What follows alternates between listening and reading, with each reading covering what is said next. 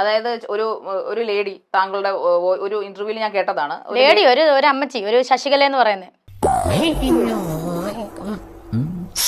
എന്താ ഉറക്കം വരുന്നു.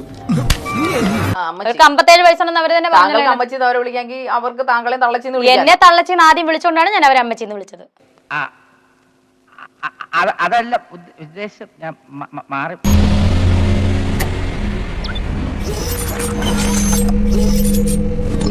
മൈൽസ്റ്റോൺ മേക്കേഴ്സ് പ്രസൻസ് ഹോട്ട് സീറ്റിൽ ഇന്ന് നമ്മളോടൊപ്പം രേണു സുധി.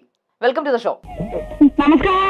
പ്രത്യേകിച്ചും സോഷ്യൽ മീഡിയയിൽ കളിയാക്കാൻ ഒരു കോമാളി പീസായി മാറും. കോമാളിയായിട്ട് തന്നെയാണെന്നാണ് തോന്നുന്നത്. അങ്ങനെ തന്നെയാണ്, കാരണം എല്ലാവരും ഇട്ട് കളിയാക്കുവാണല്ലോ. ഒരു കോമാളിയാണല്ലോ അങ്ങനെ കളിയാക്കേണ്ടത് വരുന്നത്. അങ്ങനെ ഒരു കോമാളി വേഷം സ്വയം എടുത്ത് അണിയാനുള്ള കാരണം എന്തായിരുന്നു? അങ്ങനെ ഒരു കോമാളി വേഷം സ്വയം എടുത്ത് അണിയാനുള്ള കാരണം എന്തായിരുന്നു? സ്വയം എടുത്ത് അണിഞ്ഞല്ലോ, ഒരു പരിധി വരെ ഞാൻ സ്വയം എടുത്ത് അണിഞ്ഞിട്ടേ ഇല്ല. ഈ താങ്കൾ പോകുന്നത് ഒരു അമ്പലത്തിൽ പോയാലും അല്ലെങ്കിൽ എവിടെ പോയാലും ചുറ്റിനും ഈ ഓൺലൈൻ മീഡിയകളുണ്ട്. താങ്കൾ പറഞ്ഞിട്ട് അവർ വരുന്നതാണോ? അല്ല, ഞാൻ എന്തിനാ പറയുന്നത് എന്റെ പുറകെ വരെ.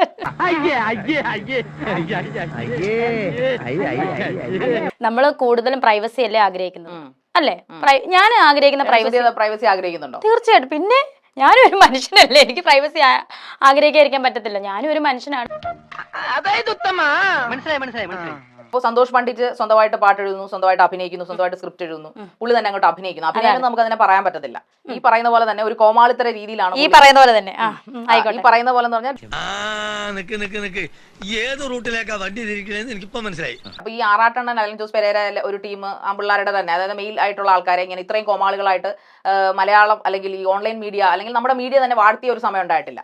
നമ്മളെയാണല്ലോ മച്ചമ്പി വാഴ്ത്തിയ ഒരു ചരിത്രമില്ല. വേറെ ആരും അങ്ങനെ വന്നിട്ടില്ല. കൂട്ടത്തിലേക്ക് ആകുകയാണോ രേണു സുധിയും കൂടെ? ആ കൂട്ടത്തിലേക്ക് ആക്കുകയാണോ എന്ന് വേണം ചോദിക്കാൻ.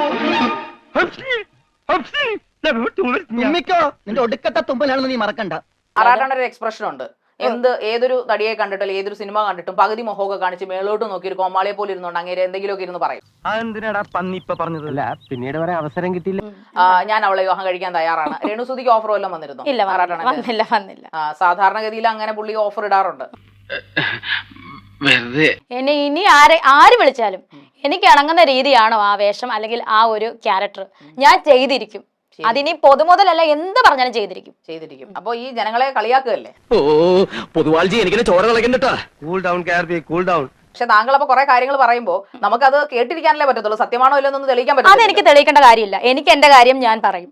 വേണേ വിശ്വസിക്കുക അല്ലെങ്കിൽ തള്ളിക്കളയുക. അപ്പൊ ജനങ്ങൾ താങ്കളെ കാണുന്നത് കൊണ്ടല്ലേ താങ്കൾ ഇപ്പൊ വന്നിരുന്ന ഈ അഹങ്കാരം പറയുന്നത്? അഹങ്കാരം ഞാൻ പറഞ്ഞിട്ടില്ല, ഞാൻ എന്റെ കാര്യമാണ് പറഞ്ഞത്. ഇപ്പൊ കുറച്ച് പ്രശസ്തയായപ്പോ ഇച്ചിരി തലക്കനം കൂടിയിട്ടില്ലേ? ഒരിക്കലും ഇല്ല, എനിക്ക് ഒരു തലക്കനവും ഇല്ല. ഒരു റീൽ പോലും താങ്കൾ അന്ന് ചെയ്തിട്ടില്ല. ആര് പറഞ്ഞു? യൂട്യൂബിനകത്തുണ്ടല്ലോ റീലൊക്കെ. ഓക്കെ, വെബ് സീരീസിനകത്ത് സൂചിച്ചോടെ 4 എപ്പിസോഡ് ആരും ശ്രദ്ധിച്ചിട്ടില്ല. അതിപ്പോ എന്റെ കുഴപ്പമല്ലല്ലോ.